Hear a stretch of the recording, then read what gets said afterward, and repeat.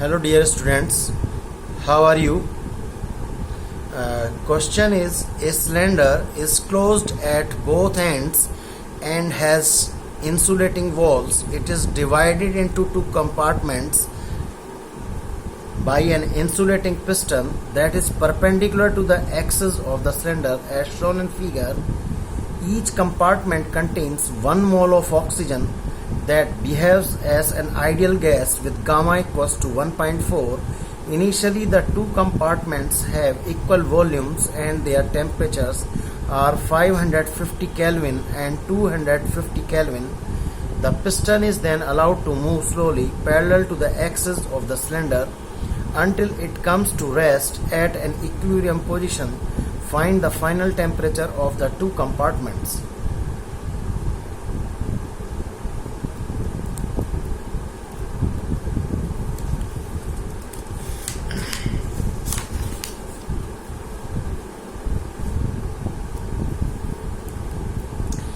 Basically question क्या है?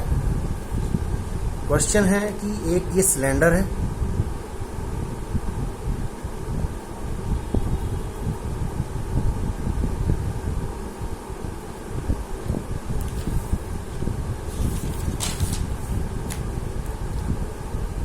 और यहां पर उसका एक पिस्टन है. This is piston. Initially temperature जो है वो Ti, that is 550 Kelvin, and this Ti is 250 Kelvin. अब क्वेश्चन ने कहा है कि अगर ये पिस्टन अभी यहाँ पर है इनिशियली, तो क्या होगा इस कंपार्टमेंट और इस compartment. Suppose this is the first compartment and this is second compartment and having 1 mole and 1 mole of oxygen, और यहाँ पर वॉल्यूम इस कंपार्टमेंट का and this volume V2, this V1 equals to V2. Initially volume जो है दोनों compartment के same है. अगर मैं इस पिस्टन को, ठीक है, पिस्टन अगर ये मूव होता है तो पिस्टन किस साइड मूव होगा? अब यहाँ पर देखो, इनिशियली जो टेम्परेचर है इस एंड पर, मीन्स इस कंपार्टमेंट के लिए 550 केल्विन है. यहाँ इस कंपार्टमेंट के लिए टेम्परेचर जो है 250 केल्विन है. तो यहाँ पर ये क्या रीजन हो गया? फर्स्ट कंपार्टमेंट हॉट रीजन हो गया as compare to this second compartment cold हो गया. तो हॉट से कोल्ड की तरफ मूव करेगा. मीन्स यहाँ पर जैसे जैसे इसका अगर टेम्परेचर बढ़ा होगा तो क्या हुआ होगा, वैसे वैसे गैस यहाँ पर फर्स्ट कंपार्टमेंट में एक्सपेंड हुई होगी, और एक्सपेंड हुई होगी तो पिस्टन ने मूवमेंट किया होगा राइट साइड. तो अगर यहाँ पर अभी फाइनली जो है, अगर सिलेंडर में यहाँ पर पिस्टन आ चुका है, राइट साइड मूव हो गया है, तो मुझे बताना है कि फाइनली जब इक्विलिब्रियम पोजीशन आती है, मीन्स जब कोई एक्सपेंशन नहीं होती है, तो फाइनल टेम्परेचर इस कंपार्टमेंट का means T1F and this T2F final temperature क्या होगा.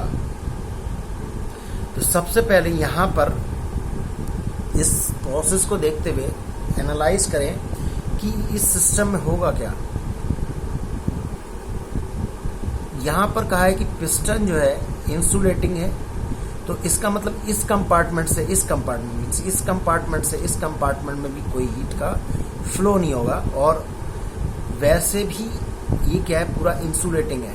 ठीक है, तो इसका मतलब हीट ना तो कंपार्टमेंट में यहाँ से इधर और यहाँ से इधर ट्रांसफर हो रही है, ना हीट बाहर फ्लो हो रही है. तो इसका मतलब क्या है, जब हीट फ्लो नहीं होगी तो हमारी इंटरनल एनर्जी क्या होगी? फिर वो कांस्टेंट होगी. इंटरनल एनर्जी कांस्टेंट होगी, means change in internal delta E internal equals to 0. इसका मतलब इन दोनों कंपार्टमेंट से एक जो सिस्टम बना, उस सिस्टम की टोटल एनर्जी 0 होगी। ठीक है। और दूसरा, हमें यहाँ पर इस प्रोसेस में ये पहचानना पड़ेगा कि ये एडियाबैटिक प्रोसेस है, आइसोथर्मल प्रोसेस है और आइसोबारिक है। कौन सा प्रोसेस है? जब ये एक्सपेंड हुआ तो ये स्लोली मूवमेंट हुआ और हीट बाहर नहीं जा रही है, तो क्या क्या चेंज हुआ? वॉल्यूम्स भी चेंज हो गए, क्योंकि जब एक्सपेंड हुआ तो यहाँ पर वॉल्यूम्स भी चेंज हो गए दोनों कंपार्टमेंट के। फाइनल टेम्परेचर हमसे पूछा, इसका मतलब टेम्परेचर भी चेंज हो गया है। ठीक है। और हीट बाहर नहीं जा रही है, तो इसके लिए हम बोल सकते हैं कि ये हमारा एक एडियाबैटिक प्रोसेस हो गया। अगर आपने ये इस क्वेश्चन में दो चीज शुरू में एनालाइज कर ली, तो बाकी क्वेश्चन में सिर्फ अब क्या करना है, अब आपको सिर्फ कैलकुलेशंस कुछ करनी है कुछ फार्मूलों के साथ। ठीक है। तो यहाँ पर अगर मैं इंटरनल एनर्जी फर्स्ट देखूं, कांस्टेंट रहेगी, मींस कोई भी चेंज नहीं होगा सिस्टम में, तो यहाँ पर मैं लिख सकता हूँ कि delta this E internal energy of first compartment plus delta internal energy of second compartment should be 0। तो E इक्वल्स क्या फार्मूला होता है? N CV डेल्टा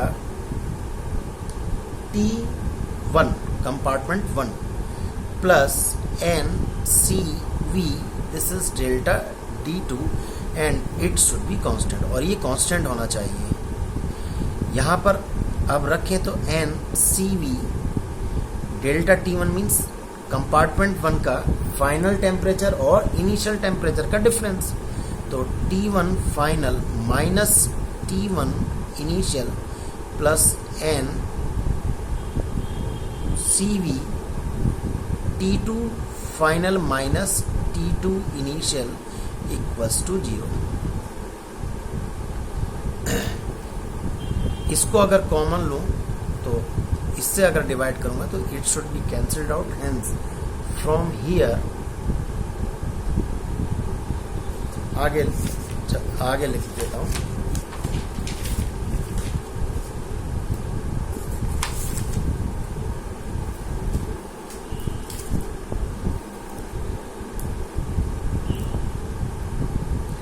तो यहां पर क्या होगा, जो अभी हमने इक्वेशन लिखी थी, इसका मतलब T1 final plus T2 final equals to T1 initial plus T2 initial, और दोनों इनिशियल टेम्परेचर्स हमारे पास थे, तो that will be 550 kelvin plus 250 kelvin. तो hence this T1 final plus T2 final equals to 800 kelvin, and this is my first equation. हमारे पास सम आ गया दोनों टेम्परेचर्स का, कि जो फाइनल टेम्परेचर आएगा उनका दोनों का सम क्या होगा, 800 केल्विन होगा। अब हमें इंडिविजुअल टेम्परेचर्स निकालने हैं कंपार्टमेंट के। तो सेकंड हमने एनालाइज किया था कि एडियाबैटिक प्रोसेस है हमारा। यहाँ पर अगर हम ये एज्यूम करें कि कंसीडर द एडियाबैटिक प्रोसेस, अगर मैं ये लेता हूँ कि यहाँ पर हमने एनालाइज कर लिया था कि ये एडियाबैटिक प्रोसेस है, तो एडियाबैटिक प्रोसेस में हमारा फार्मूला क्या होता है, PV की power gamma equals to constant. ठीक है। तो इस फार्मूला का यूज करते हुए हम लिखेंगे P1 इनिशियल V1 इनिशियल की power gamma equals to P1 final V1 final की पावर गामा, और दूसरे कंपार्टमेंट के लिए लिखें कि P2 initial into V2 initial की power gamma equals to P2 final into V2 final की पावर गामा। अब इन दोनों से क्या करें, इस इक्वेशन को इस इक्वेशन से दोनों साइड अगर हम डिवाइड कर दें तो हमारे पास आएगा P1 इनिशियल V1 इनिशियल की power gamma equals to P2 initial V2 initial की power gamma equals to P1 final V1 final की power gamma equals to P2 final V2 this is final की पावर गामा। अब initially क्या था, initially हमारा क्या था। अब नेक्स्ट हम देखें, अगर नेक्स्ट मैं देखूं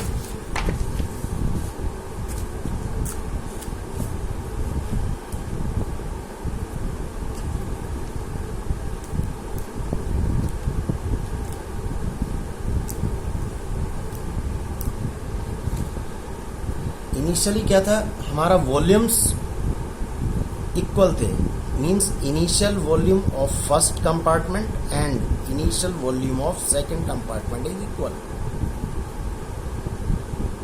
और अब क्या है, जो पिस्टन मूव हुआ था, जब पिस्टन मूव हुआ था, एक्सपेंड हुआ था, तब क्या हो गया, जो फाइनल फोर्स होगा, तो final force on piston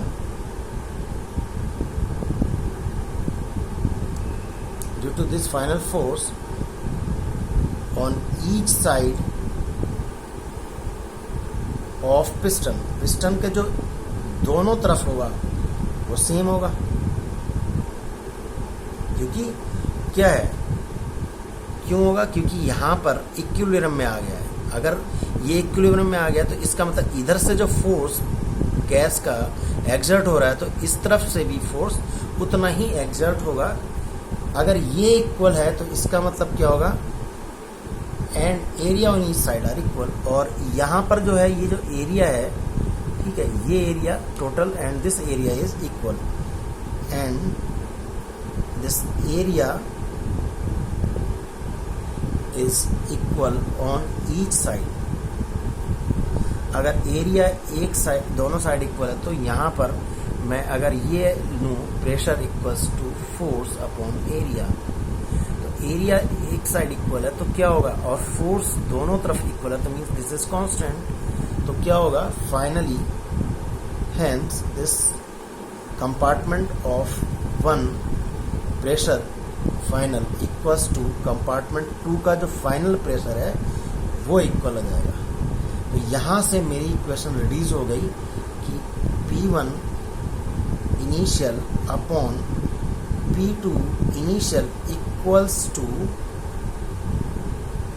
V1 upon V2 this is final volume की पावर गामा। अब ये वॉल्यूम्स ऑफ प्रेशर के टर्म है, लेकिन मुझे क्या करना है, ये टेम्परेचर के टर्म्स में आ जाए, ये टेम्परेचर और ये इधर राइट हैंड साइड में टेम्परेचर के उसमें आ जाए तो मैं इसको कर सकूंगा। ठीक है, तो कैसे करेंगे,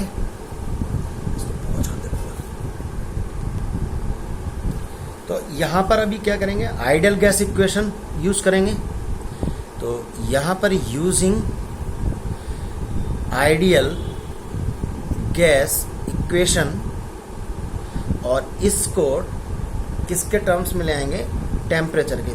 तो यहाँ पर लेफ्ट हैंड साइड में होगा NR T1I divided by V1 I upon NR T2I divided by V2I equals to this NR T1 final divided by P1 final and NR T2 final divided by P2 final, pressure final की power gamma. Initially volume equal थे तो cancelled out, NR will be cancelled out, यहाँ पर NR cancelled out, और finally क्या हो गया था मेरा, दोनों प्रेशर इक्वल हो गए थे। तो यहाँ से अगर मैं इक्वेशन अब देखूं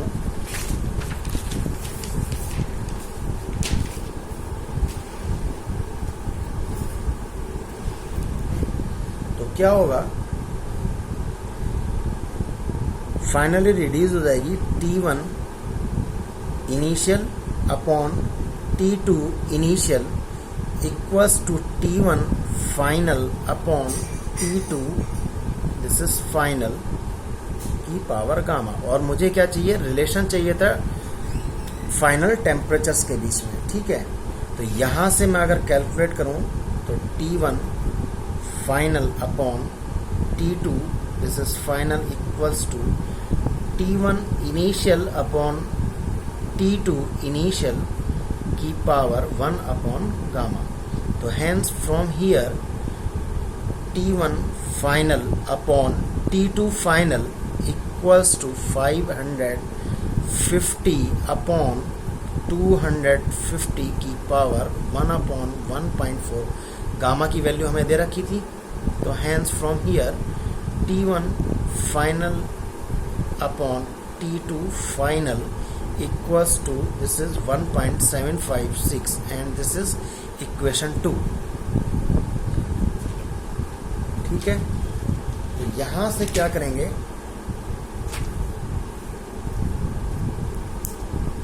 अगर सॉल्व करेंगे 1 and 2 तो यहां से आपके पास T1 फाइनल आ जाएगा 510 केल्विन और T2 फाइनल आ जाएगा 290 केल्विन।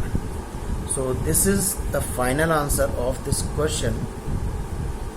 सो इस क्वेश्चन में दो चीज था कि प्रोसेस जब हो रहा है तो वो कौन सा प्रोसेस हो रहा है और इंटरनल एनर्जी का क्या होगा। Hope all of you understand. Thank you very much and might be this will helpful for your JEE Mains जो जून में कंडक्ट होने जा रहा है। Thank you very much.